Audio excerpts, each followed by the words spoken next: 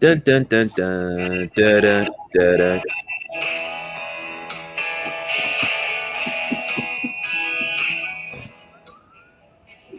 If I'd have known you was gonna do that.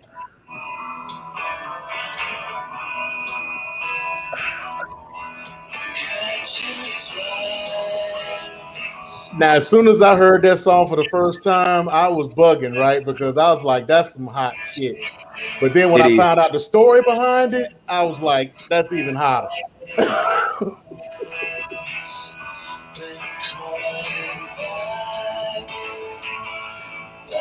Oh, you go ahead and bring us in. Well, I mean, I'm catching that vibe right now. But ladies and gentlemen, boys and girls, children of all ages, welcome to another Saturday night aboard the mothership. As you can see, we're normally 3 deep. Now we're 4 deep. We're joined by Olympic. Hey, normally is knee deep, but I mean, okay, whatevs. But we're joined by our Olympic correspondent. You know her as Lady C on Podbean, and my hair is sticking up. My wife is going to give me the blues because my hair is sticking up. But the one, the only Lady C is joining us. Woo!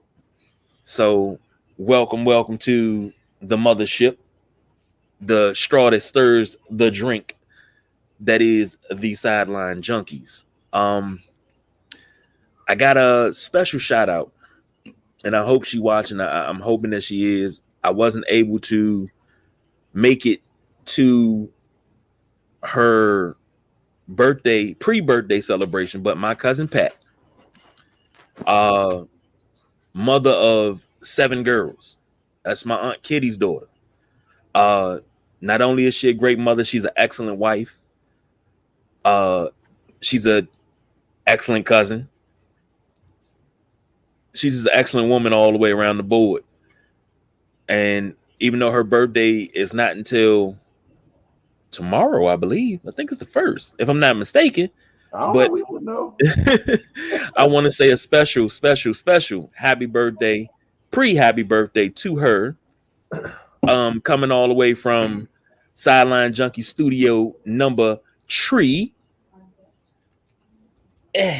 Right there. From the most powerful city in the world, Washington, D.C. So happy birthday to her, and I hope she's watching, and I hope she enjoyed that. I see my mama watching. Hey, mama, I'm alive.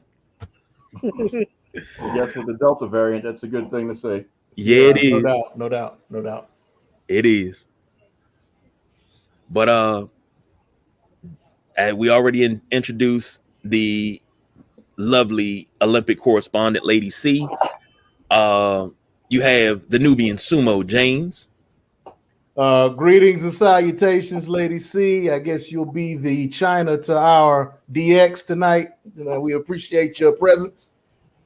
Oh, China, definitely channel China all the time. Well, I guess we can't say anything because of cancel culture. We can't give the DX catchphrase because, that could get us in trouble. No, actually, I've already gotten the clearance on that. So yeah, because hey, well, shoot, I should have started it off a little bit better then. But we also have the People's Choice, Don Rodriguez, and for those, go ahead. I'm sponsored, man. I'm sponsored by Pie Face. Oh Lord, just, oh Lord. Eventually, you just crank it, and just like James, you just want to smack him in the face. Pow! Sponsored by Pie Face. Reaching out to pies everywhere. And for those that missed it early on, special pre-happy birthday to I'm just going special pre-happy birthday to my cousin Pat. Excellent mother, excellent wife. The relationship that she has with her husband Reggie is one that legends are made of. All this putovers, we need to get some apple pies or some something for all these flowers we're giving out. God damn, man. Well, wait for it. I'm waiting on him to finish. Go ahead.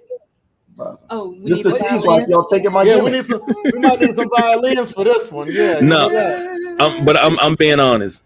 the relationship her and her husband have is one of the most excellent relationships you'll see. What am I, 39? They've been together long as I've been alive, if not longer. So, you know, that's a relationship that stands the test of time. And all they did was grow. I mean, that's the stuff that legends are made of. That is the standard by which excellence is measured. So, Man, you shout no out longer to allowed to watch Space Jam anymore. You're getting too emotional up in here. emotional. Because 39 years is a long time. Hell, after Yeah, 3 you- or 9 days, I was ready to kill my ex. Black, Well, damn. black man got to celebrate at 40. Anything. And Black man start celebrating at 40 now. I'm sorry. My celebration already set up for my 40th in October. I already got everything James, set up. How long has it been since you celebrated? I mean, what century was that? I'm 51 now. So yeah, that was 11 years ago when I turned 40. I bet you they ran out of Roman numerals when they was calculating your age, James. Like, No, there are plenty of letters. There are plenty of letters. And you see that? You see Right, that? oh, hell, he just She old. said she loves me and thank you. Yeah. All right, let's get it going. Like I always say, and before I even go on further, I love you too, and you're more than welcome. Thanks, man. I appreciate that. But we here not for a long time. We here for a good time. So, without further ado, are you ready? I think we're ready to figure out what James is smoking and drinking. But I don't know, it's kind of sacrilegious if we're doing DX and he's wearing a Wolfpack shirt. Well, they all the same thing, you know. They was created because of each other. One click is all click. Yeah, it's all click. Or club, or bullets, or whatever. No, don't get them It's all too confused. sweet somewhere up in there. Yes, that's too sweet. That's the only thing keeping them together is the too sweet. Yeah, no doubt. Ladies and gentlemen, boys and girls, let's get ready to. We Y'all can't just do that, leave me. man. No, Y'all we just can't leave do me that, hanging. man. You try and get us in trouble? Standards and practices, big guy. We got a young lady present. You talking about sucking it? Well, I was hoping that she would have said it. Oh, yeah, she can say- definitely do not No, hold she back. can't say guys. it either. I'm from Louisiana. We fight men for fun. So definitely don't hold back. Oh, yeah, she from Louisiana. She used to pitching and sucking anyway, so it's all good. You damn right. You damn right. With the best. Right. I'm assuming that was a sports reference. Pinch the tail, suck the head, you know, crawfish. You do that too. It also applies to the thing. Just saying. Okay, so Mr. Producer, what are we doing? What's going on, man? You know, run the show. Shit. You got a special guest, and you still didn't read the production notes. We only give you one job a week. One job. Read the production notes. But it's also your job to bring me in. You're supposed to be my Paul. You're supposed to be my Paul Heyman. Okay. Coming up next.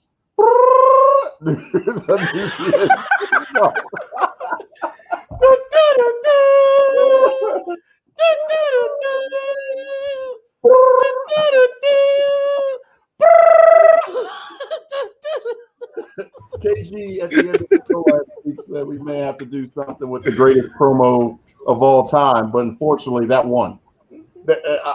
Ric Flair and Jay Lethal may have been one for the ages, but the moment Paul Heyman did that, I was done. Like, that was it. That was the end of the show for me. Yeah. I was done. But coming up next, whether you like it or not, by hook or by crook, or if you smoke or drink, is he going to tell us what he's doing at the same time for both, is Nubian Sumo, and he can go ahead and that's just Nubian, whatever, he's got that segment that we give him once, his second job, since you don't read the teleprompter or the notes or the ticker that's down at the bottom that's saying his whole segment. Look, there it goes right there. I don't know if that's in real time, but it's going across. See how disrespectful he is to me. I was respectful. I'm saying I'm the elder statesman up in here, and I get disrespected like this constantly by this. You got 4 eyes that can't read. That's all I'm saying. I'm just pointing that out there. Maybe you should, slow up on, what I'm saying. Go ahead. But I mean, you feeling all this disrespect. Are you going to do something about it though? No, because the last time he tried to do something, I picked him up, raised him up to the heavens, slammed his candy ass down, whole entire 4-3 and it shook. Bam. And then you woke up. Okay, got it. I like her already. I like you already. Well, she was talking about you because you had to wake up to be able to come back to life to do this segment. Well, no, you said you picked them up. Oh, I did. That's on the record. It's on camera. You've been shut down, Don. It's on camera. Just shut up. That the place on that camera? owned the camera doesn't exist. I mean, all dreams are recorded. Oh no, this was for real. Right next to Harley Davidson. He was there. I know, Perry. I'm about to work out that contract right now, Perry. Go out, brother. No, don't be cold ride, James. Don't be cold ride if you got somebody trying to ride with you. What happened. No. Perry rides with me, dog. Perry, you know that. I'm cold riding to her. I'm not talking about Perry. Okay, so to start, greetings and salutations. As I said earlier, this is the Nubian Sumo. It is that time again for That's Just Nubian. And tonight, the Nubian Sumo is powered by the Shadow King by AJ Fernandez. Starting out a little spicy on me tonight, but I like it spicy. And because we have a guest, and I wasn't even expecting her, but I'm glad we do because she gets to pick my beverage of the evening. So tonight, I don't even get that privilege. That's some BS. Tonight, I be never drinking? Let a woman pick your poison, but okay. Will I be drinking the Clyde Mays bourbon, Alabama style bourbon whiskey, 85 proof, or will I be drinking the Clyde Mays Alabama style straight rye, 94 proof? How do you plan on drinking it? Straight on the rocks? Straight. Go with the first one. Go with the first one. All right. Just Thank mix you them very together. much now. Just mix them together. That's sacrilege. We don't do that. Lord Jesus.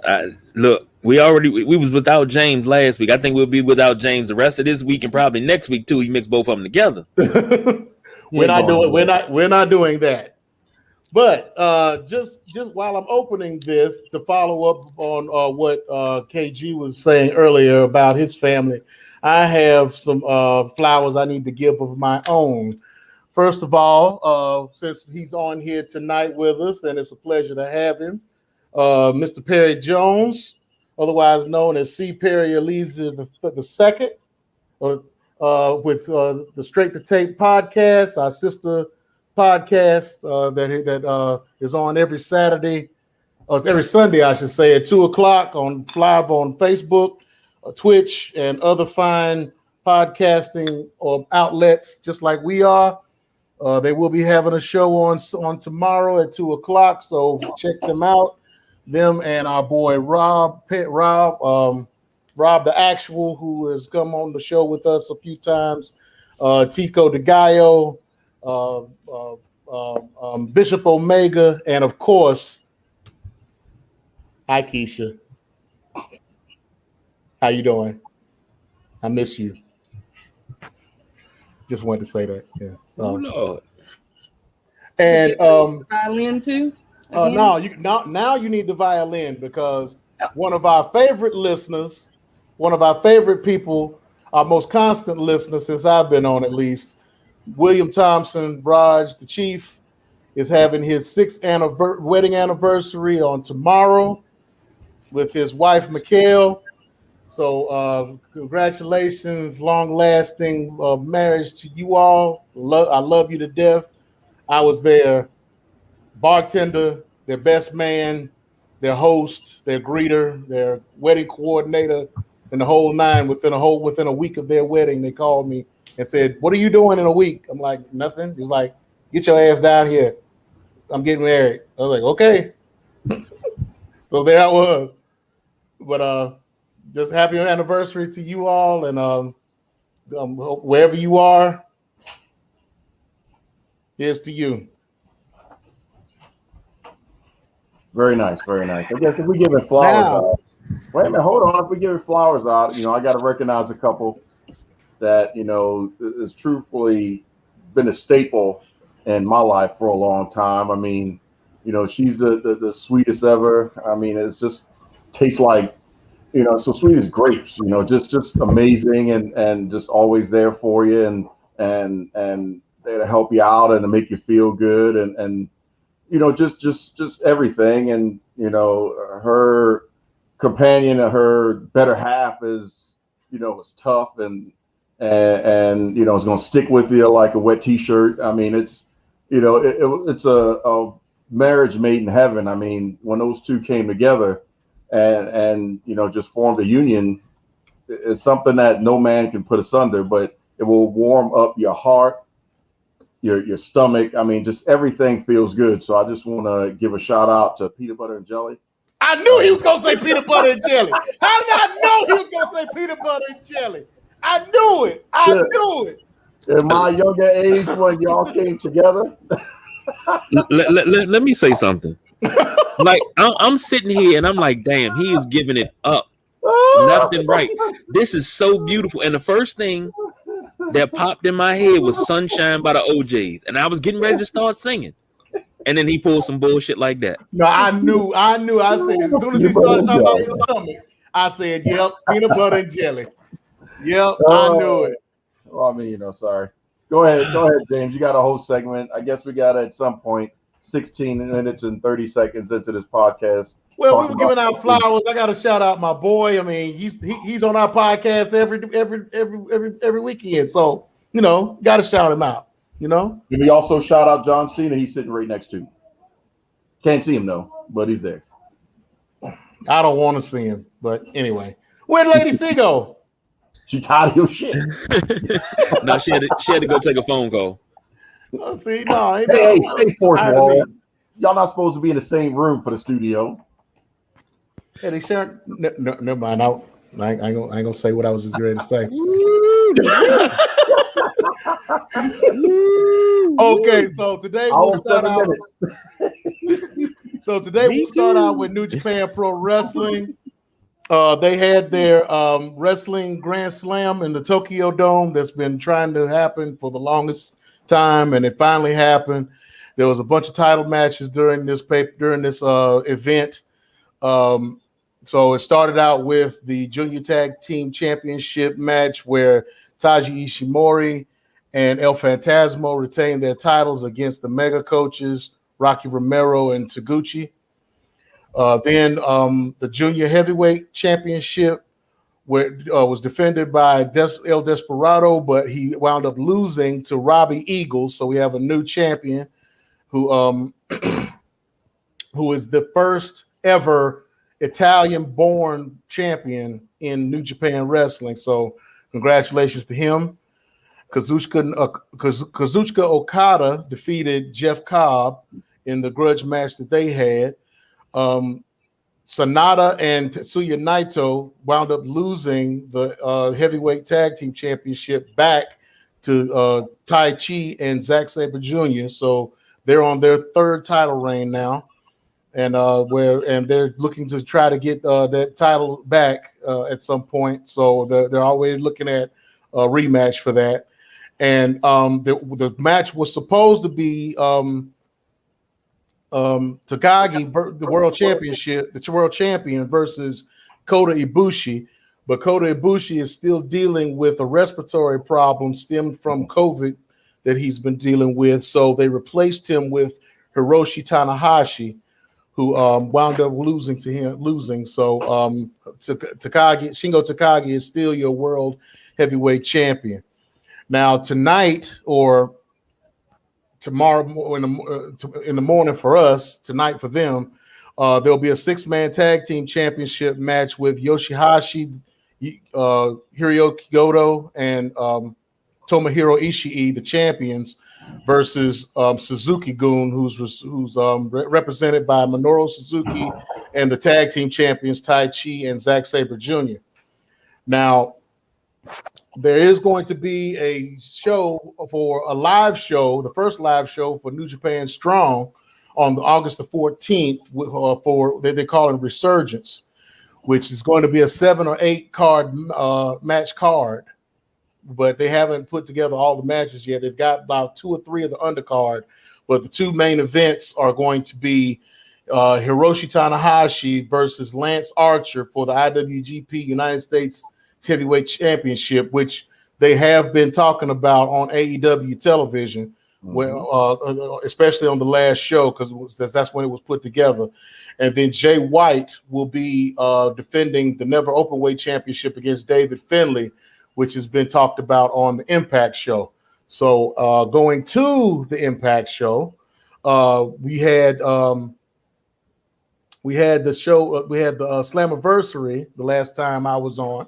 I was on while we were on a couple of weeks ago, and the show ended with Jay White appearing for the first time on Impact Television.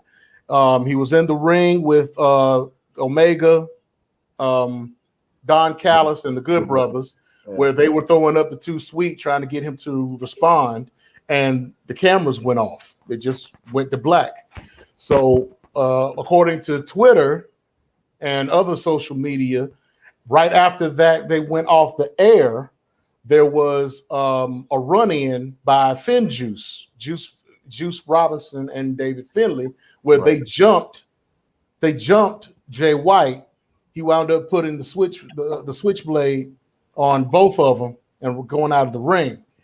Now he said, and on the next show, the next Thursday night show, they said he came out and he said that he was actually there for David Finlay because he was going after the Never Championship in New Japan Strong, and he had the title defense that he was coming up. But he said he was also coming for Kenny Omega. So there's going to be, I'm sure there's going to be some interaction between those two at some point. Now Jay White has also started a recruitment for a new member of the Bullet Club, and he's reached out to Chris Bay. Really? Now, this will be interesting if this happens. Now, they did that. Now, I don't know if this is official, but they've started calling the tag team of Jay White and Chris Bay Beyblade. Oh my God! I thought you popped on that one. I thought you popped on that one. So they've had a match together against the Good Brothers already. Good Brothers wound up winning. He was offered a Bullet Club shirt and offered an entrance in. He hasn't answered yet, but he was talking on the post-match interview like he was going to, like he was a part. But Jay White was like, "Wait a minute, it's not that easy. I mean, you did take the pin, so I mean, calm down a little bit. There's some things you got to do to prove yourself." But again, this will be interesting because this would make Chris Bay the first black member of the Bullet Club. So we'll see what happens with that. Yep. Now, we're in the middle of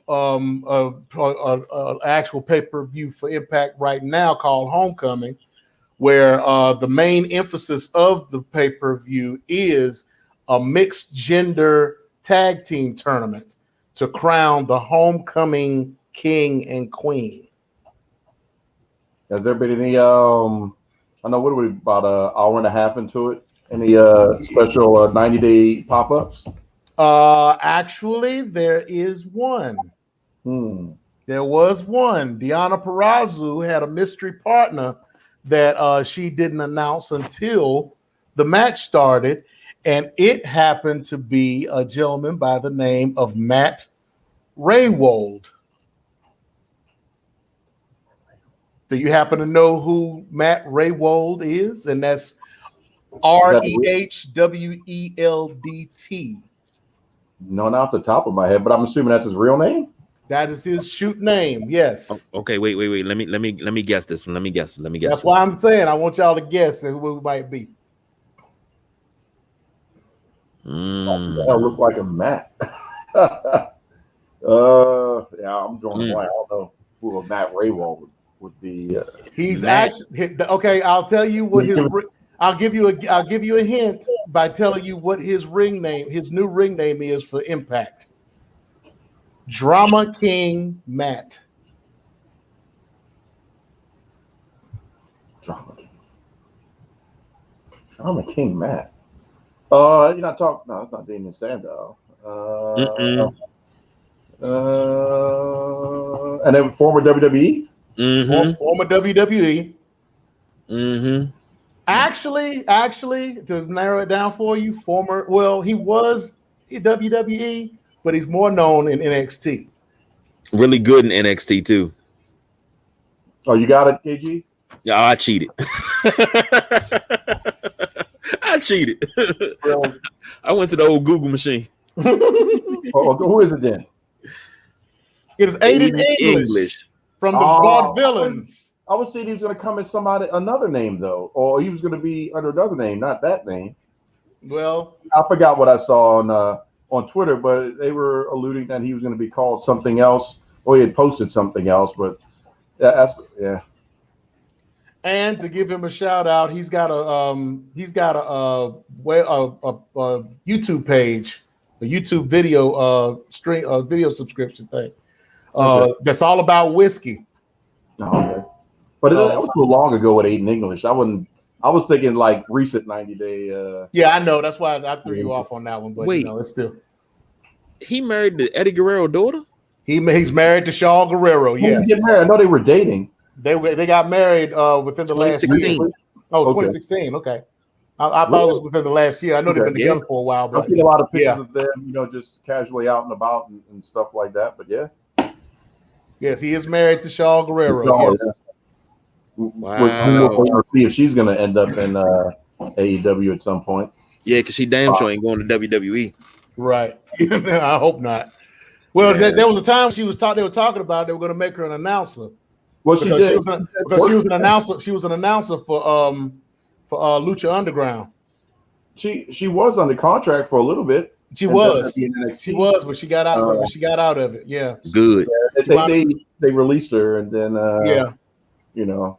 then Becky was not too far after that. So they've got the oh, go ahead. What was you gonna say, KG? I mean, we talking about Guerreros, and I just want to know this because I didn't know this until maybe about a month ago. I don't remember it. And when did Chavo Classic die? I did not know that Chavo Classic died. Oh yeah, Chavo Classic died a good while ago. Yeah. Yeah, say 2017. Yeah. No Google call the almanac. Well, I couldn't call the almanac. I couldn't use a lifeline right now. You cheated. Yeah, I cheated. He could have used an encyclopedia. Nah, but see, the almanac.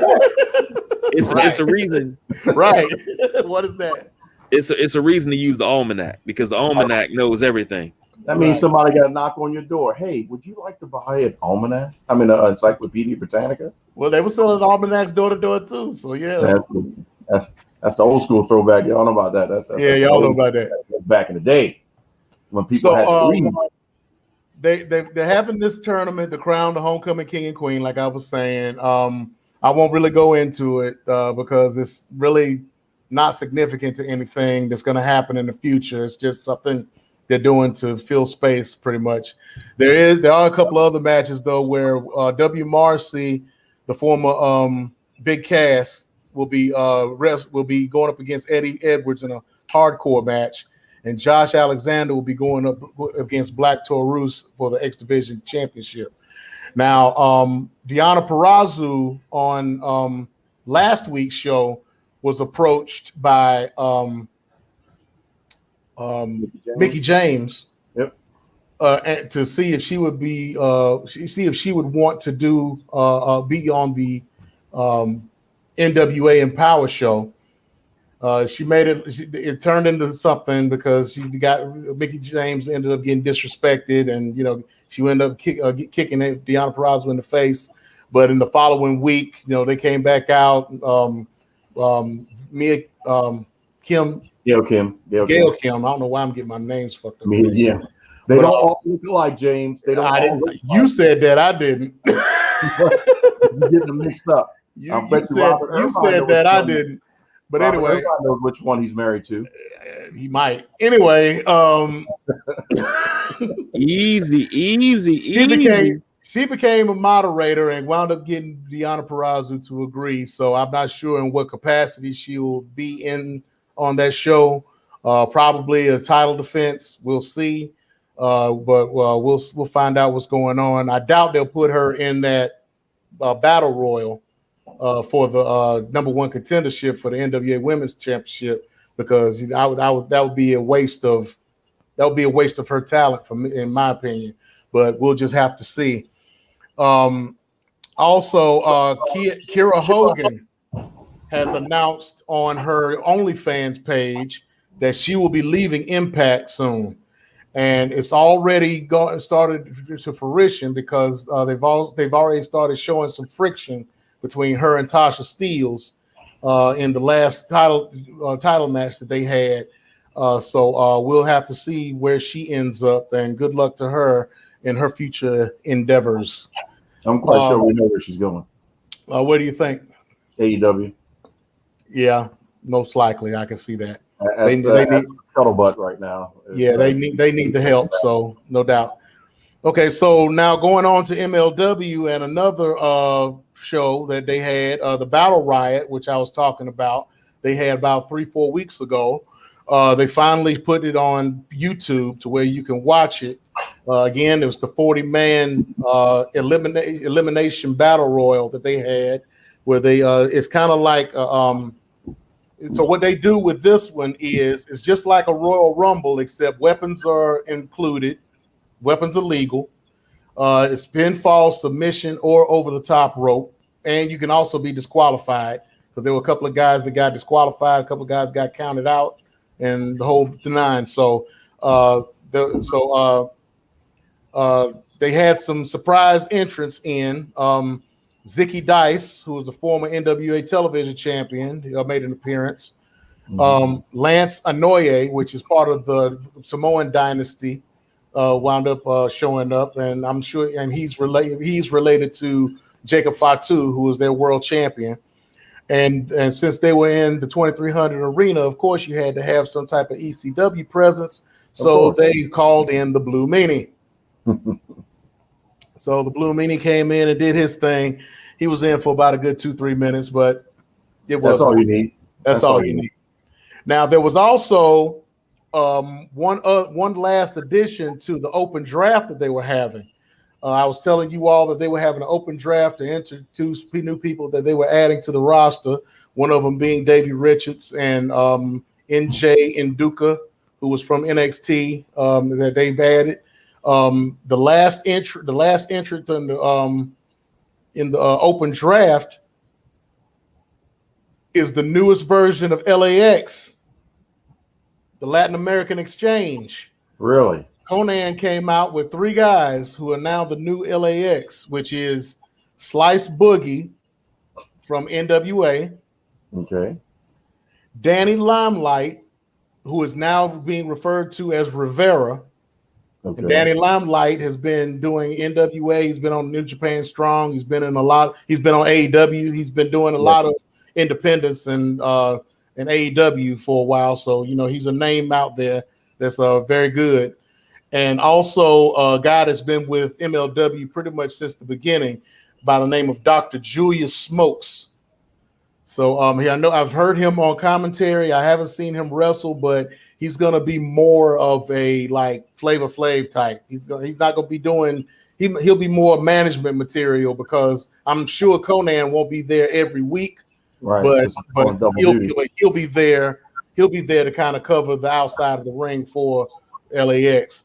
So now also during that, right before that match started, Cesar Duran, who is the former Dario Cueto from Lucha Underground, has announced that he is now the new matchmaker for MLW per their agreement with the new Aztec Underground that they have with MLW.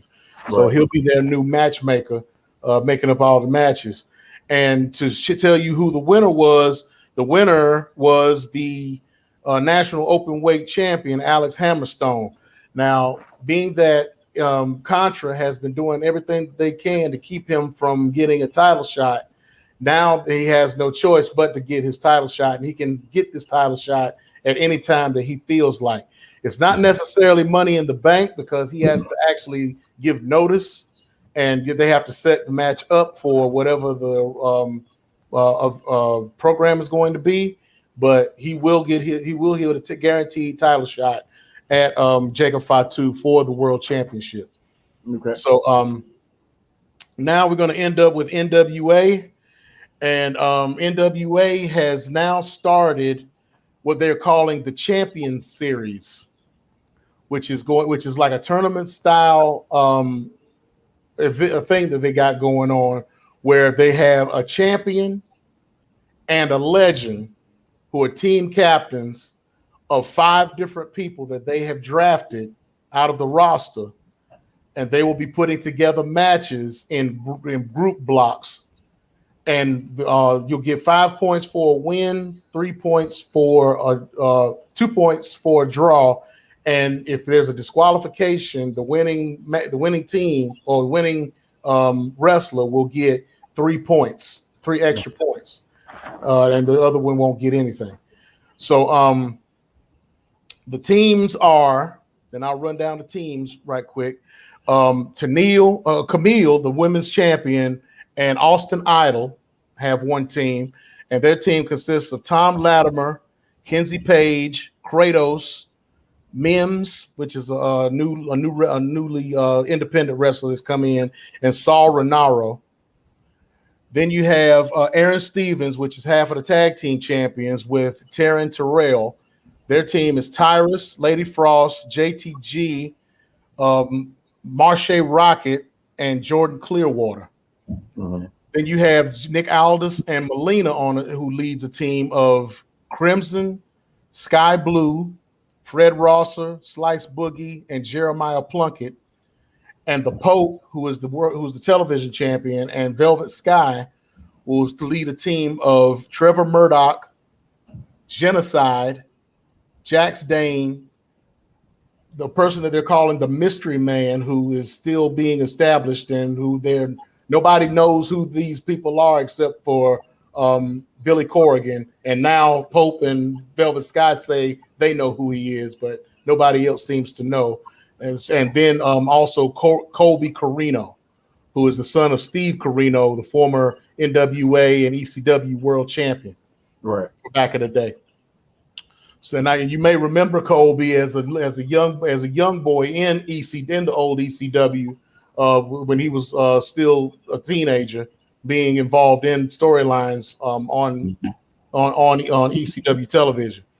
Now, the gist of this is the team that comes out with the most points at the end of all of this, the champion, who's the captain that's the champion, will be free of any title contention or any title challenge from anybody that's in the championship series. So nobody can challenge them for any title. Okay? right. The legend will have either a shot at their title of their choice, or they can give that title shot away to whoever they choose to give it to. So it's going to be interesting. They've already started it. Nick Aldis is right now at the bottom with no points. The Pope and Velvet Sky had won 2 matches, so they have 10 points. And then Camille and Austin Idol and Aaron Stevens and Terrence Terrell have 5 points each. So this is going to last a while because, like I said, you got to go through all of these different combinations and whatnot before you get to the end. So we'll see what happens with that, and I'll try to keep you posted on what's going on with that. So that's the end of That's So Nubian for this week. Any questions from anybody? Anybody got anything to add? No, I think you touched on a lot. AEW is calling it the Forbidden Door because everybody is tapping on the Japanese door. It's going to be interesting to see how many more Bullet Club proper folks are coming over, and this cross promotion from Japan. It's going to be interesting to see how that's going to play out. Because on the adverse, WWE is still trying to get their foothold out there as well with some type of NXT developmental situation there as well. So you do have a lot of you do have a lot of movement within New Japan coming this way. So Hiroshi Tanahashi, as you can tell by what I was just talking about, has got a lot of movement going on. He's going to be dealing with the championship. He's going to be wrestling John Moxley real soon. That's come up here recently, and he's going to be on New Japan Strong pretty much. Chase Owens, they've got a big push for him, so he may be showing up here in the States as well. Thank you, Perry. I forgot all about GCW. Thank you for reminding me. I don't know if you all knew about this, but GCW, which is Game Changer Wrestling, which is run by Joey Janela, had a show recently called Homecoming, and their main event was Nick Gage, who just had that match against Chris Jericho, who was defending the GCW World Heavyweight Championship against Matt Cardona, and Matt Cardona is now the new GCW World Heavyweight Champion. And when I say he went up against Nick Gage, he went up against Nick Gage. I mean, the match that he had against Chris Jericho was generic compared to what Matt Cardona went through. Oh yeah, Cardona's back and everything else, man. It was so he made him. And for those that are like, who's Matt Cardona, Zack Ryder, and the WWE, but they made him earn that championship win. Yeah. And then after that, he got the crap beat out of him, old school style, by just everything being thrown in the ring. Right. So it was like, oh, you won, and now we're gonna pelt you. So it's gonna be interesting to see what they do with them on that. So it's just seeing him with a belt in that environment is gonna bring a whole new light to Matt Cardona. Yeah, Zack Ryder if Zack Ryder hasn't already died, he's dead now. Yeah. Okay. He's Cardona totally has become the name at this point. Right. And then it's going to be interesting to see, if there's any special appearances by Chelsea Green and stuff like that. So, I think it was a smart move. It played out well. And then who knows, we may see him crossing into another promotion as well, just to get more attention to GCW. So, and we know since Janela has some ties in the AEW, 9 out of 10, that may be where he may set forth and maybe a Rampage or something like that, just to breathe life into that show and keep it fresh and surprising, since ideally Rampage will be going up against SmackDown, even though it comes on after SmackDown on TNT programming. Right. And one more thing. Yeah. Since it's involving some folks that we already know about, Sami Callihan.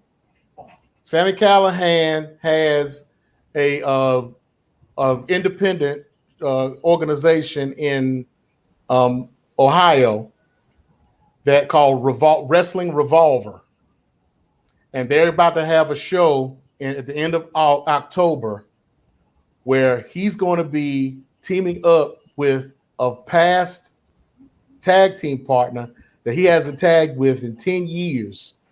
So it's going to be the reunion of the Switchblade Connection. Sami Callihan and John Moxley. Now, it's been announced that they will have a match during this show. It has also been announced that there'll be another reunion at this show of the American Wolves, Davey Richards and Eddie Edwards. Now, no matches have been announced at this time, and neither one of them have a tag team that they're going up against. So it may come to pass that they go against each other, which would make this classic. Yep. If that happens. So that'd be a smart booking to increase the buys, but who knows? There's still some announcements that could be made about that and people at it. So okay, now I'm done. Now I'm done for real.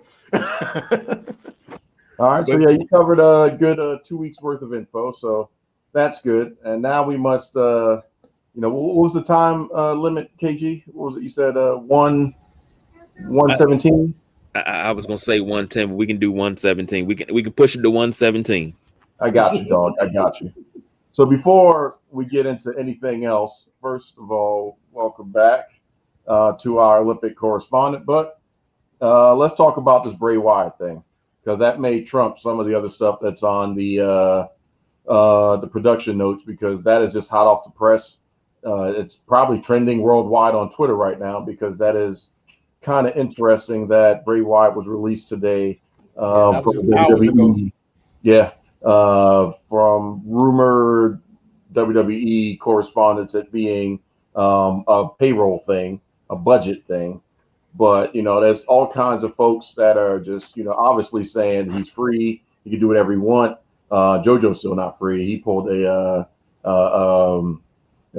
genuine on that one. We haven't seen Soleil in a while, so we never seen JoJo again.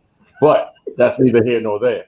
But Bray Wyatt, I mean, of any talent that you have that has superstar quality, that could go on any brand, do anything, and captivate an audience, he was truthfully the only one that could do what I'll call the all around. From entrance to exit, you were engrossed in the entire time. Even so deep as to watch a puppet show that was reminiscent of Pee-wee's Playhouse. So the fact that is no longer a part of your stable, if we want to take it down to the old style for WWE, I mean, tell me what you think, because that's incredible. That's ludicrous. That's crazy. We know he's got to have some non-complete. So 90 days from now, we'll just call it that if that's what he's under. Man, could he go somewhere else? Or could WWE cut that check and say, yeah, based off that reaction, we're dumb, you're not going anywhere, and we're going to keep you? Well, first of all, before we get into anything else like that, did you happen to see Mickie James's response to it? Yeah, and that was a shoot and true and everything else. It was very valid. And she had to also go back in and curate it so that way people didn't think that she was downing Alexa Bliss, because Alexa's still caught up in that Bray Wyatt-esque, 5-5 Funhouse gimmick, which she is making her own. I think we need to kind of steer away from the Lily thing. But explain to everybody that may not have seen it. Oh, let me see if I can get it real quick, because while he's looking for that, I'll go ahead and give a quick synopsis on it. So what she said was that it's a shame that he got released, but it's also a shame that they're still going to profit and benefit from what he put together through Alexa Bliss. So you got it? Yeah. So go ahead. Oh, actually, is that the I think what you meant to say was, thank you so much for coming up with such an incredible gimmick time and time again, one so cool and over, and this is quoting her tweet, and we really didn't know how to book it right, so we just gave it to someone else so we can still make all the money off of it and let you go. Right. So in other words, it's basically like, Brady taking a snap, lateraling it to somebody else, and they make the touchdown. And everybody goes crazy and you won a Super Bowl. And that's the first time the person that took the lateral has been in, that situation or taken a snap or anything else. It's like, you're a rookie. In essence, not saying Alexa's a rookie per se, but, this is the biggest platform, in my opinion, that she's had character-wise, even though she's been women's champion, but she's never been at that level to where the rocket ship is there and, she's protected, for lack of a better term. So a lot of folks have been talking about, well, they killed this gimmick. From, just being the Bray Wyatt character to how did you properly book the Fiend? Can't oversaturate with the Fiend. So how does that work out? And, all these things. So I wanted to get you guys' opinion on, truthfully, I think he's going to end up going back. just because we know that sometimes people go back. And then when they go back, they have opportunities that are laid in front of them, like Samoa Joe, where he may become champion. Now, the weird thing is, we know that Bray Wyatt pretty much had a lot of creative control over what his character did. Now, in that, we know he had creative control. So if something did not work for him, it is being reported through some outlets that he has denied doing several things because it didn't make sense for the character. And that's for the Bray Wyatt character as well as the Fiend. Right. We were waiting to see what the next step in the storyline would be based off of Alexa Bliss kind of negating the Fiend and making him go away several pay-per-views ago. And we were waiting for his return to the Funhouse somehow, because the big question is always going to be, who would Sister Abigail be? We thought we may have got that with Nikki Cross, maybe, and that became Nikki ASH. I'm just waiting for somebody, still a commentator, to Freudian slip and say Nikki Ass, but it's coming. Somebody's going to say it. It's going to be bleep, but somebody's going to say it. So, I mean, he's had that level of control, but they still couldn't figure out what to do with him per se. And in my opinion, he writes his own ticket. He makes his own storyline. You know, him against Bobby Lashley, in essence, could be something. Him against Drew McIntyre could have been something, because then you would have those characters going up against a superstar and a performer that wouldn't be like, okay, he's just going to, you know, we're going to walk through this guy. Or Karrion Kross showing up against Bray Wyatt or The Fiend. You know, you're not going to just take that win and choke him out like you did Keith Lee. So you guys tell me, because everybody is still in a state of awe on this situation.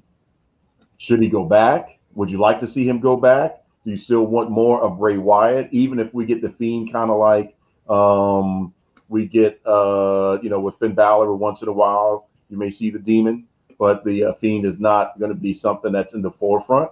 I mean, let me know. Well, going to what Perry was saying, I don't think he got jobbed. I don't think it was because he got jobbed out to Goldberg. I think he lost it when he went up against Seth Rollins. And that's just my opinion. So 5 stomps, I think. Put him back. All the stomps, all the toolbox, all the stuff that got thrown on top of him, the whole thing. And you just got. That's when he got jobbed out, for him to lose to Seth Rollins in the way that he did, and then to go against Goldberg. That just was the nail in the coffin. But I kind of see him coming back.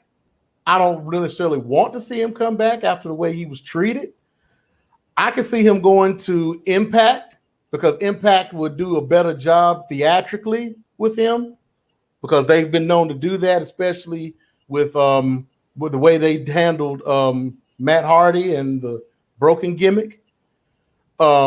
He could come back as that same character that he had in the beginning from New Orleans, with just Bray Wyatt, and the Wyatt family, put together a new Wyatt family, and just be in Impact, and then for some reason, if need be, the Fiend, a version of the Fiend would come out, or a different version of the Fiend would come out. But I mean, if he does come back to WWE, more power to him. I just hope he gets a better contract and is just treated better. But I would say to stay away from WWE, go out somewhere else, and maybe come back and make his money toward the end of his career, and to try to get that retirement money in. But more power to him wherever he lands, because wherever he's going to land on his feet wherever he ends up. Lady C, do you have any words you like to weigh in on Bray Wyatt? Nah, just really enjoying the commentary. I have been out the loop of the WrestleMania for a while now. What I grew up on is definitely not what's going on now. So I will have to get back into it, at least pick back up. Well, I'm quite sure we can find a show for you to get attached I'm to. sure There's plenty of Kevin them. will ride It's my like almost case every on day it. in the week. But at least she knows that the Killer Bees weren't the greatest tag team of all time. Everybody knows the Killer Bees were the greatest tag team of all time. There we Oh, go. well, since we brought that up, B. Brian Blair, was which one was it? Was Jim? It was Jim Brunzell. Mhm. Lost his son. Yeah. His son was murdered in a parking lot here last week. Damn. So rest in peace to him, and condolences to Jim Brunzell and his family on the loss of his son. So Senseless violence. So go ahead, KG. What's your thoughts on this? And then I'm gonna throw one thing out at you guys for a point counterpoint. I'm kind of disappointed that WWE would waste this talent. You had lightning in a bottle with Bray Wyatt / The Fiend. You had something and you killed it. You killed it. You didn't let him flesh this thing out the way it should have been. He went away for a while, came back with this, and it captivated audiences, and then you killed it. Like, this is, I don't know if this is a Vince move. I know it wasn't a Triple H move. I don't know whose idea it was, but you fucked up the church's money. And that's all I'm gonna say. I don't want to get too deep into it because it's gonna be it's gonna be a little too much, and it's gonna make it seem like I'm against WWE when I love WWE. I love wrestling, period. But WWE is making a lot of foolish moves and foolish decisions based on money that you have. You know, that WWE can air condition hell 7 times over. Why are you complaining about chump change? well, they are putting it on financial. They're throwing what's his name, Khan? Tony Khan, yeah. Tony Khan, Tony Khan, not related to the Khans of AEW, but Tony Khan, their head financial officer. They're saying that it was his decision, along with a woman that he's dealing with. I'm not sure of her name right now, but yeah, both of them made the decision, but Vince did sign off on it. So Nick Khan, Nick Khan. Nick Khan is his name. Well, Tony Khan is the So thanks, Barry. My counterpoint. Keeping it in tow with the genius of Bray Wyatt and how we've seen him curate his character over time, with seeds being planted even down to the minuscule when the Firefly Funhouse first came to be. There was, a promo or several promos that he did, and he asked what was the secret phrase in the promo, and he did a little contest about that, and people were trying to figure out and piece together. And these were promos that he did 12 months prior that were laying foundations for things that was going to come down the road. So what is interesting to me, considering that you let Braun Strowman go, and that was he was getting some money really to do nothing. So I got that. Everybody else, we got that. They're back on the road. Revenues are up because, everything at this point outside of just a general operational and travel budget is going to be profit because you had the Thunderdome for a while. So you were still selling merchandise, and there was other avenues of revenue that you were generating from the ad buys, and you were still making money. They were still in the green. They weren't posting, dramatic, results when they would do their quarterly reports and stuff like that. So with that being said, the fact that they're pinning it on the financial side of things kind of strikes me as weird. Not out of place, just weird that they're putting it on the hat on the head of people that you don't see on TV. They're not characters. They're just folks that were hired by WWE when they did the shakeup. So I wouldn't be surprised if this is a swerve shoot. I guess you'd call it a swerve shoot. Gives him time to just do what he needs to do. If he wants to work out, he wants to get lean, spend time with JoJo and the kids and his other kids, however it works out. But come Royal Rumble, we always know that somebody special is going to be a part of the Royal Rumble.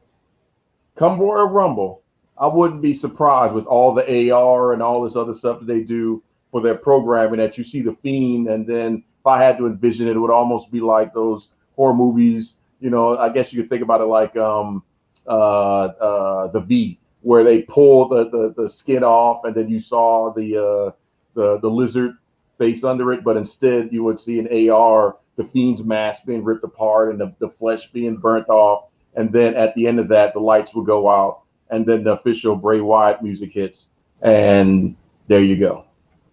He just walks right through the fire, proverbially, and becomes himself as a character and enters the Royal Rumble. Still under employment, so if they're still selling his merch, he's still getting residuals, which normally they would just penny out your stuff, ideally, so that we can just get rid of it and you're done. But if they're still selling his stuff at regular price, they know his stuff is going to sell at regular price. He's still going to get a check for every T-shirt, every bottle, every hat, every koozie, whatever it is. If he's getting them ducats at full price, something is kind of interesting there, I would say the least. So I wouldn't be surprised if we see him again, because there's certain whales that you're like, okay, you can go to another pond and you can see that, yeah, you may think you're big here, but the ocean is huge. You're going to go over there and, yeah, you're in a lake and you can't move, so then you're stuck. And we'll see if that happens in Chicago. But, yeah, you don't let Moby Dick go. Not without some sexual issue or, that's not the case. You DDT Vince through, his desk or something like that, legitimately, unless something like that's happening. Yeah. So I just wanted to put it out there. I have a feeling, I could be wrong, but in the back of my brain, I wouldn't be surprised if he's in the Royal Rumble, because you need him. You need that star power. But right now, you don't need him at the moment because you're riding the summer of Cena. You're positioning yourself with setting up for The Rock versus Roman down the road. You've got Seth Rollins versus Edge, which is compelling. Sasha Banks just came back. Unfortunately, it's earlier than I want it to be, but we know Becky Lynch and whatever iteration she's going to have is coming back. So they've got star power coming. So Bray Wyatt, for the sake of Bray Wyatt, would be overshadowed because you're bringing these mega talents. You got Goldberg back as well. But if you have him come into the Rumble, that would be the right fit, because a lot of those other things would have happened and you can move on, and we're positioning to make sure that WrestleMania is going to give Fox and USA what they need. So just a thought. Just wanted to put that out there. And speaking about thinking, you want to go back to the ticker. Tony Khan was very excited and very happy that AEW, for the third Wednesday in a row, was the #1 cable show on Wednesday. And you talked about it earlier, James, and that's his Nubian. Nick Gage versus Chris Jericho definitely was the highest spot when it comes down to the demo for Wednesday. So that was huge for them. They've been riding a wave because everything is setting up for Chicago and Pittsburgh. Everything that they do is satisfying the buys and for the cable buys for TV, as well as the attendance for Chicago and Pittsburgh. Don't get anything twisted. Everything else is cool and they're building it, but those are going to be their two mega events, especially with Rampage, because they have to set themselves up to be strong enough to go up against whatever Vince has cooked up for August 13th. That's right. It's August 13th, right? I believe, right? For Rampage. I believe so. 13th or 14th, something like that. Yeah. So, that date, since Rampage is following, first thing I know, Vince is going to do an overrun. SmackDown is not ending at 10 p.m. It's probably going to end at 10:15. They may give them a wink, wink, and let them slide in at 10:30, just because it's Fox, and they just don't want to lose. It's one thing to be in competition in the same company against USA. It's like, all right, that's a friendly rivalry. It's another thing to go up against TNT that's not in their network of families or even close. So expect there to be a serious match that's going to start at, 9:55. Yeah. That may have 2 commercial breaks. So, yeah. if that was me, that would be the Vincent McMahon thing that I would do. Yeah, we're just gonna go to 10:30. That good with you? All right then. And there you go. So we just make it happen, pal. Yep. You know what to do. Shut up. So shout out to AEW for that. I did just mention it. Sasha Banks is back. Becky Lynch is on the way. Is that all the WWE needs to beat AEW when Rampage airs? Now, considering we've got Goldberg, we've got Edge, but really, you know, the bread and butter could be on the back of the women again. And we also have NWA on the heels or the cusp of their pay-per-view, their all-women pay-per-view. So I wanted to ask you guys, do you think they're just going to put the weight of the world on those two ladies and Bianca Belair and Charlotte and to an extent Nikki ASH and say, hold us down? Because the guys, Roman and, you know, a couple others, they're going to do their parts. But I think, you know, in my opinion, they're going to say, women, we need y'all heavily. So you tell me, because I think it's too early for Becky. I wouldn't put Becky in until the Royal Rumble, but trying times. You gotta go with what's hot. Sasha and Bianca is gonna do their damn thing, but now you throw Becky into the mix, it's gonna be vicious as hell. But don't try to put too much on them too soon, because then you'll burn it out, and that's what you don't want. So I'm down with them coming back, but just take it easy. That's all. Just take it easy. You want to hit the Tina Turner? You want it nice and easy. But sometimes nice. We do it nice and rough. Easy. Yep. Left a good job down in the city. Don't start that now. Sasha was pretty rough on Bianca. I tell you that. Yeah, but I didn't see. Maybe they'll run the angle still, but I didn't see any marking from that whipping that she got at WrestleMania. So hopefully it's healed, or she put a lot of cocoa butter on that thing to get rid of it. But that mark looked like that was going to be there for a while. Well, they probably put a little makeup on it to kind of cover it up a little bit, but you know, that was a serious mark that Bianca put on her. Yeah, because the sound of it, she got a nice receipt though.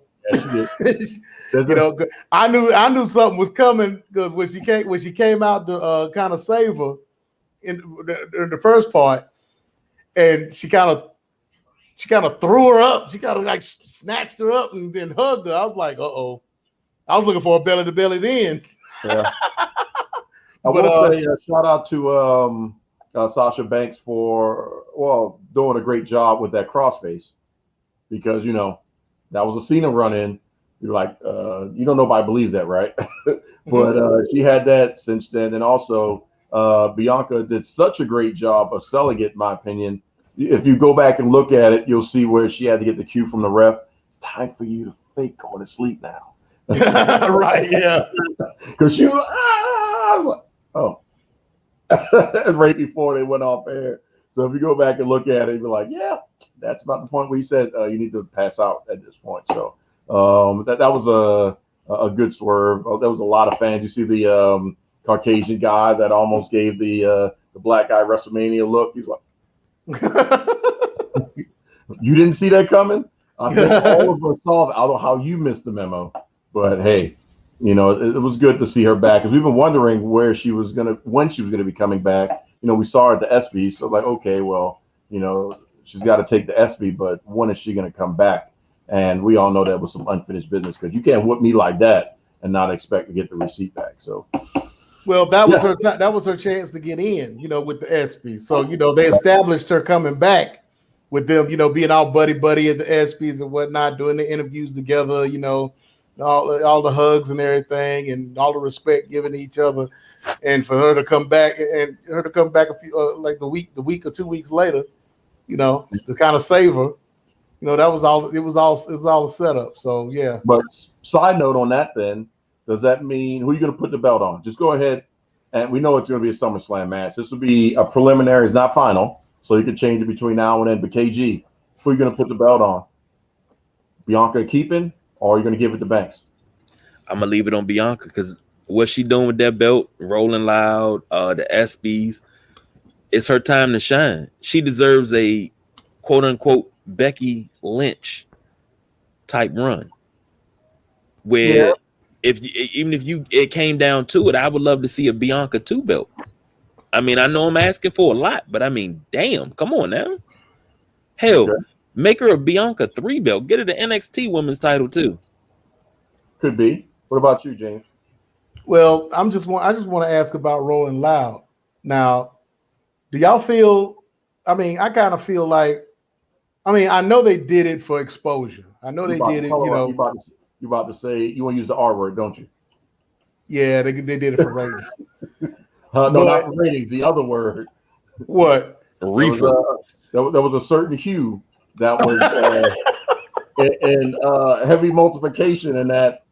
But that too. But kind of interesting who was supposed to be there, you know. Yeah, but do you think that it was wasted? Because do you think anybody out there really knew what was going on, or what, you know? From the TikTok reactions and the Twitter reactions that I researched and saw, there was maybe about 15% interest that knew what was happening, or that were wrestling fans that were popping and marking out. During the men's match, they didn't really care. Right. The fans really started to get into the Bianca Belair, and I don't know if that was, you know, just that was Bianca coming out. That was all Bianca. Her persona, because when, you know, going down the ramp and doing all that. So I think was all Bianca. But other than that, they didn't really care. They was waiting for you know, the next artist to come out and stuff like that. I think they said Rick Ross was coming up next. No, I think it was one of the babies. Just too many of them. I don't know. Well, we're not even gonna get into that part. Yeah. We're not even getting into that part. We're not talking about time at all, because we definitely don't have time to decipher what the hell go-go is. It's just not happening today. We're not doing it tonight. I said we don't have time. Person, place, or thing. We don't know. We're trying to figure that out. Pregnant pause for KG. I just want to see if he was going to take the bait one more time. So last topic, because, you know, one thing, I'm always going to be punctual. Roman Reigns and John Cena. Bobby Lashley, Goldberg. Seth Rollins, Edge. Are you interested yet?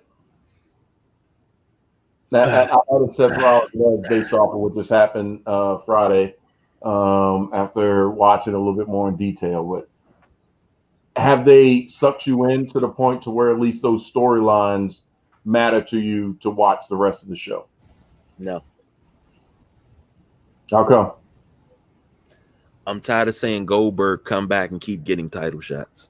That's number one. I don't want to see Lashley versus Goldberg. If anything, give me Brock. We talked about this last week. I know. Ride the wave. Okay, but I'm tired of seeing it. You can't get to Oz if you never walk the rest of the Yellow Brick Road. Cena versus Roman. Okay, whatever. As you can see, I am just yawning because it's a yawn fest to me. What about Seth and Edge? Now that I can dig that. I think they're gonna put, if you put all three of these matches on one night on one card, Seth versus Edge is gonna steal the show. Mm-hmm. That's gonna be your match of the night, no doubt in my mind. I agree. I'm more not that I'm interested in either three, like I'm like KG, but I'm starting to get more interest in Seth and Edge than I am the other two. I could care less about what Goldberg does, and for John Cena to come in, you know, as long as he's going to be in, who knows how long he's going to be in, but you know, whatever. We know how that's going to turn out, because he's going to have to lose in order for The Rock and Reigns to mean anything. So, so yeah, I'm more interested in the Seth and Edge match right now than in any of the three. But to talk about main events, and I don't know if y'all heard my message that I put in our group chat the other night, but I heard it, but I just said consider this level. Volta versus Ilya Dragunov.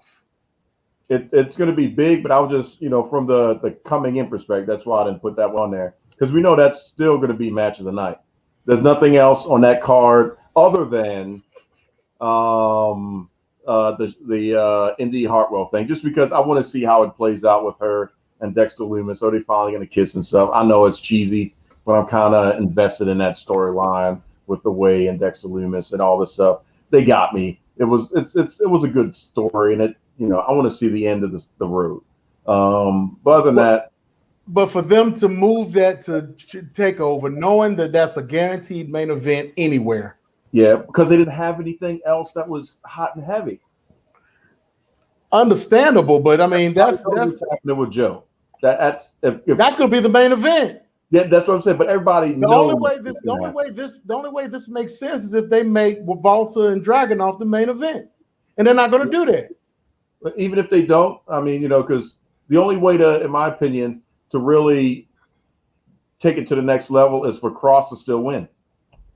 For him to take the belt with him and refuse to drop it because he's on the main roster, and he's going to have NXT people coming up and challenging him on SmackDown, on Raw, because he said he wants to work all three brands. So they use that to get the NXT rub again all across all three brands. So he's just, if you're going to be the Minuteman, you're going to be the Minuteman. Do the work. But Vince doesn't care about NXT, so that's probably not going to happen. But he cares, he may not be paying attention. He said that he looks at AEW not as WCW competition with Ted Turner, but he knows that they exist. So his ears are open. He may not be watching it, but his ears are open to know exactly the gist of what's happening.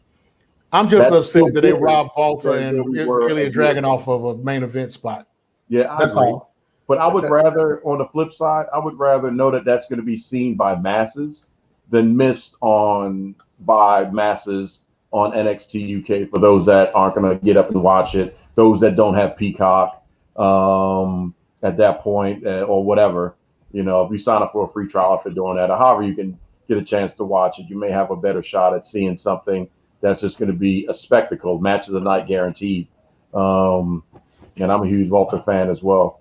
So, yeah, I agree with you, but I don't know. KG, look at the time. Look at the time. 17:41. So, all right, I gave you a little bit of an overrun. I know you got to go out there and get your beauty sleep, because how far is it to Jordan's house? What? I know you got to manage the time. So if you leave at this time of day, you can drive there in the truck, make sure you get there to peep in the window, come back in time to act like you was actually at work. Wow. Oh, but in the midst of, so that way you can fake like you was at work, let me go ahead and post a couple of Facebook Live videos playing some music and talking to the peoples about sports. Wow. Just make me out to be a stalker, man. That's what I would do. Tell me that I'm a stalker without telling me I'm a stalker, because I'm not a stalker. I don't stalk nobody. What was the size of those tires you just got ran over with? Wow. Those is bus tires, because he threw me all the way under the bus. Which line was it? What color was it? I'm done, man. You hurt me. You cut me deep, Shrek. Was that deep, man? I'm sorry for it. Maybe that's because somebody said, hey, man, if you're going to get on a division, just go ahead and let me know. And they never let me know last week, but then they turned around and ended up seeing them on Grand Theft Auto. It's like, wow. Yeah, that was Grand Theft Auto, because we've been doing the tuners. You was the only one. You sure all that because he butt hurt because he couldn't play a video game. I know. No, right? you should. Wait, you cut me deep on that one, man. You cut me deep. I was like, man, how my man gonna do me like that? Depending on what day it was, you got to be sure it was me. It was you. Well, I'm assuming it wasn't Dario. It could have been, because he played for me last week, so I could get the podium car. Man, you saltier than the Dead Sea at this point. That's all right. You know I love you, big brother. Let's wrap this up so I go play some Halo Infinite. I ain't got time to play around with you, man. Oh man. Well, thank you everybody for joining us. Thank you, Lady C. Thank you. Should I look down? Thank you, Lady C. But thank you for joining us, our Olympic correspondent. Of course, this is not the last you'll see of her. Hold up. She got to at least talk about the Olympics. You can't put her out there as a correspondent and she don't correspond. Yeah, she said she couldn't talk about wrestling, so she got to talk about something. Tell us something about the Olympics. Tell us something about Olympic wrestling. Years ago today. Have the Olympics started wrestling yet? What happened? 25? No, we're not going to my archives like that. Oh, because 25 years ago today, we were just talking about it in the kitchen. There was a lot that went on. I was cooking gumbo. Oh, well, 25 years ago, Kurt Angle won a gold medal with a broken freaking neck. Yeah. So, Kurt Angle. ATL shouted. Were you there, James? Were you there? Kind of keeping an eye on the Olympics right here. The track and field. Kind of upset that one of the Kenyans got disqualified for a false start. I thought they rescinded that. Did they rescind it?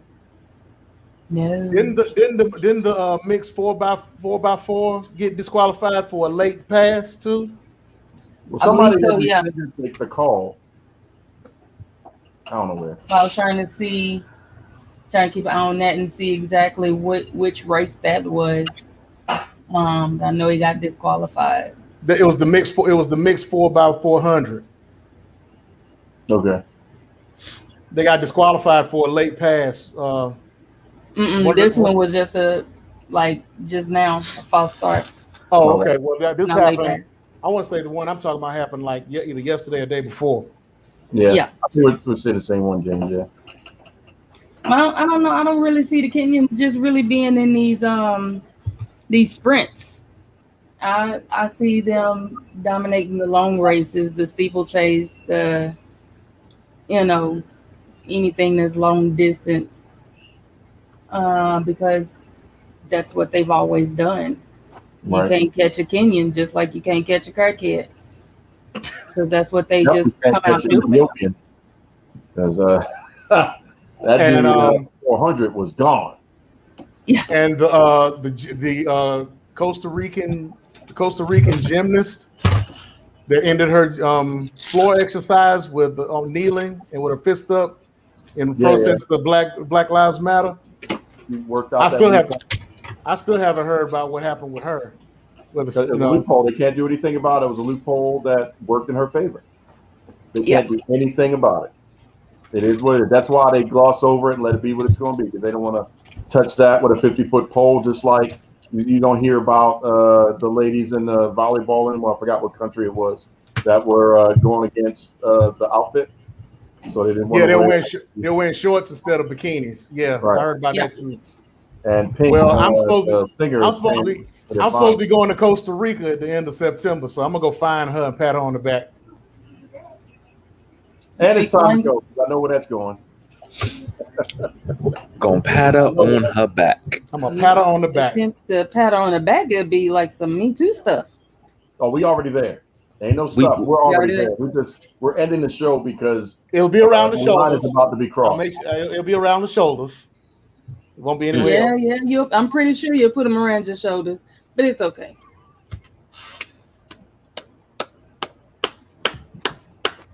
Now, see, you're supposed to be on my side. Would that be on my side, or is that a Me Too? She said. I don't know. What would that be classified as? I'm thinking it's a Me Too on her. Can you Me Too?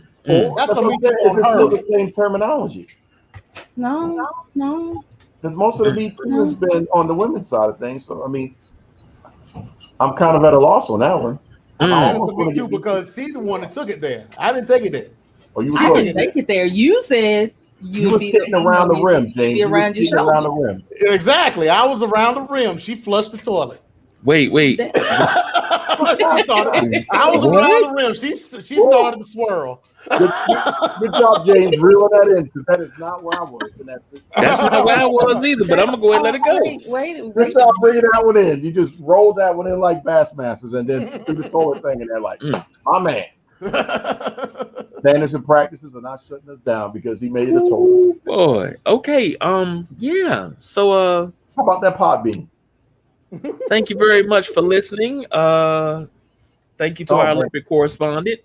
You can catch me on what Thursdays? Whenever you want. That's when Tuesday, Thursday, yeah. Thursday? Yeah. I went in on the Olympics on Thursday. The female U.S. Olympic shot put, I don't want to ever meet her in a dark gown. I do.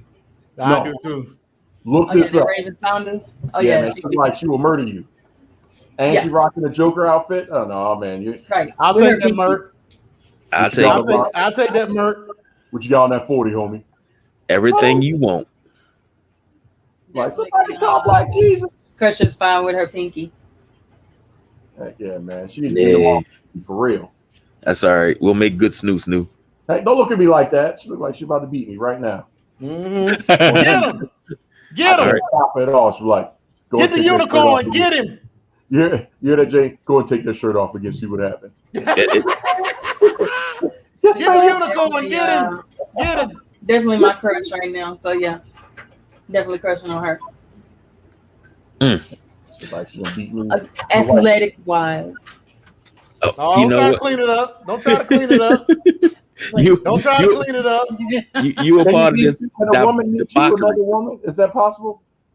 Do what? We'll have to discuss that on the next show. That's a boundary we need to figure out. Like, what's the? Well, we know James Me Too's everything, but what's the criteria? I don't think there are any. Oh, okay, I don't know. Maybe y'all should let me know this before. I don't know. BJ's not on. This guy's all about criteria when it comes to anything. You know, he has to put caveats on shit because that's how he came up with the Killer Bees being the best tag team in the world. Not supposed to cross. Remember, I'm the one that started the awareness of this because y'all would just say stuff that would definitely get us put in jail.